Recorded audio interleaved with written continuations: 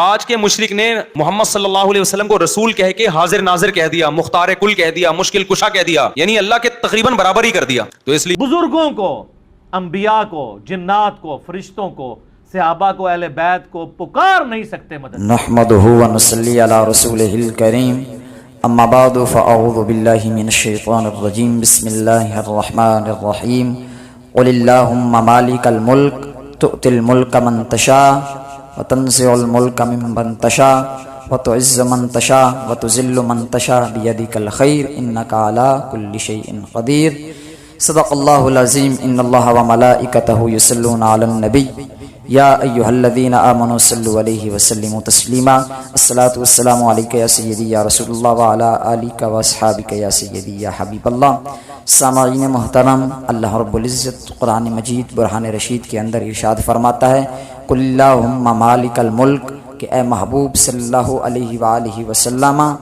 فرما دیجئے کہ تو ہی ملکوں کا مالک ہے. تؤتی الملک من تشاء، جس کو تو چاہے ملک عطا فرما دے. وتنزع الملک ممن تشاء، اور جس سے تو چاہے ملک چھین لے. وتعز من تشاء، اور جس کو تو چاہے عزت عطا فرمائے، جس کو تو چاہے غوث بنا دے، جس کو تو چاہے ابدال بنا دے، جس کو تو چاہے قطب بنا دے، جس کو تو چاہے داتا بنا دے، جس کو تو چاہے غریب نواز بنا دے. وتذل من تشاء، اور جس کو تو چاہے ذلت دے. بیدک الخیر، تمام بھلائیاں یا الہ العالمین تیرے ہاتھ میں ہیں. انک علی کل شیء قدیر، بے شک اللہ رب العزت کی ذات تمام چیزوں پر قدرت رکھنے والی ہے. اور اس کی تائید کے اندر وہ حدیث ہے قدسی کہ اللہ رب العزت فرماتا ہے کہ جب کوئی بندہ نوافل کے ذریعے میرا قرب حاصل کرتا ہے تو وہ بندہ نوافل کے ذریعے میرا اتنا قریب ہو جاتا ہے کہ میں اس کے ہاتھ بن جاتا ہوں جن سے وہ پکڑتا ہے، میں اس کے کان بن جاتا ہوں جن سے وہ سنتا ہے، میں اس کی آنکھیں بن جاتا ہوں جس سے وہ دیکھتا ہے، میں اس کے پاؤں بن جاتا ہوں جس سے وہ چلتا ہے. امام رازی اس حدیث کی شرح کے اندر لکھتے ہیں کہ جب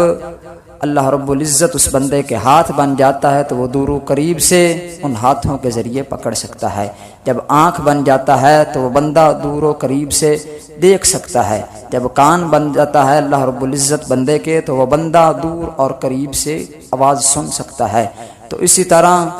محبوب سبحانی، شہباز لامکانی، قطب ربانی حضرت پیر سیدنا عبد القادر جیلانی نے فضل اللہ جو تاجر تھا، اس کا بیٹا جو لنگڑا اور لولا تھا، اس کو قم باذن اللہ کہا تو وہ اٹھ کر کھڑا ہو گیا اور کودنے لگا. خواجہ غریب نواز کے پیر و مرشد عثمان ہارونی نے جو 30 سال سے گم لڑکا تھا اس کو 1 منٹ کے اندر اس کے گھر پہنچا دیا. اور بڑے میاں باغبان پوری لاہوری جب وہ نماز پڑھا رہے تھے تو نماز کے دوران جب انہوں نے دائیں طرف سلام پھیرا تو سارے حافظ قرآن بنا دیے، جب بائیں طرف سلام پھیرا تو سارے ناظرہ خان تھے. اور داتا علی حجویری نے لاہور کی مسجد میں بیٹھ کر لاہور کے علماء کو خانہ کعبہ دکھا دیا. یہ اللہ رب العزت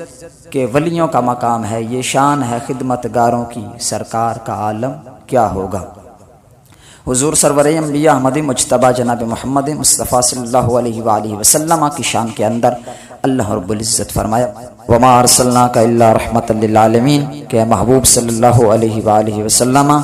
ہم نے آپ کو تمام جہانوں کے لیے رحمت للعالمین بنا کر بھیجا ہے. اگر حضور سرور انبیاء کسی کو مشکل کشائی، حاجت روائی نہیں کر سکتے تو پھر رحمت کا مطلب کیا ہوا؟ وہ تو یہ ہوا نا کہ کسی شخص نے پلاسٹک کا یا لکڑی کا شیر بنا کر اس کے اوپر یہ شیر بہادر ہے لکھ دیا اور اس کو چوراہے پہ رکھ دیا. نقل کفر نباشد کہ اللہ رب العزت نے بھی پلاسٹک کا رحمت للعالمین بنا کر بھیجا جو کسی کی نہ مشکل کو حل کر سکتا ہے نہ کسی کی حالت روائی کر سکتا ہے. لا حول ولا قوت الا باللہ العلی العظیم. بلکہ حضور سرور انبیاء احمد مجتبی جناب محمد مصطفیٰ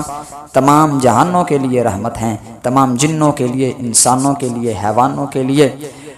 جمادات کے لیے، معدنیات کے لیے، کائنات کے ہر ذرے کے لیے حضور سرور انبیاء احمد مجتبی رحمت للعالمین ہیں.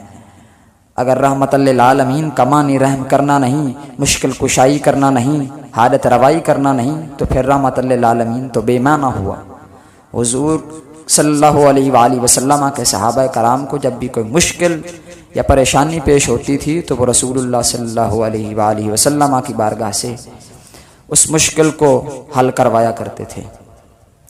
وہ یہ نہیں کہتے تھے کہ کچھ لوگ آئیں گے وہ یہ کہیں گے کہ اللہ کے سوا کوئی حاجت روا نہیں، کوئی مشکل کشا نہیں، تم بھی ایسا کرو کہ اللہ کے سوا کوئی حاجت روا نہیں، مشکل کشا نہیں، تم مسجد میں چلے جاؤ، اللہ رب العزت کی بارگاہ کے اندر سجدہ کرو اور اللہ رب العزت سے اپنی مشکل حل کرواؤ۔ وہ صحابہ رسول اللہ صلی اللہ علیہ وآلہ وسلم کی بارگاہ کے اندر حاضر ہوتے تھے اور اپنی مشکلیں حل کروایا کرتے تھے۔ جب رسول اللہ کی بارگاہ کے اندر حاضر ہوتے تھے تو رسول اللہ صلی اللہ علیہ وآلہ وسلم یہ نہیں فرماتے تھے کہ میں تو مشکل کشا نہیں، میں تو حاجت روا نہیں، بلکہ اللہ رب العزت کی ذات حاجت روا ہے اور مشکل کشا ہے، میں تمہاری مشکلیں حل نہیں کر سکتا، بلکہ حضور سرور انبیاء احمد مجتبیٰ جناب محمد مصطفیٰ اللہ رب العزت کی عطا سے تمام جہانوں کے لیے رحمت للعالمین ہے، اور صحابہ کرام رضی اللہ تعالیٰ عنہ کی مشکلوں کو دور کیا کرتے تھے، اور اللہ رب العزت کے محبوب آج بھی ہماری مشکلوں کو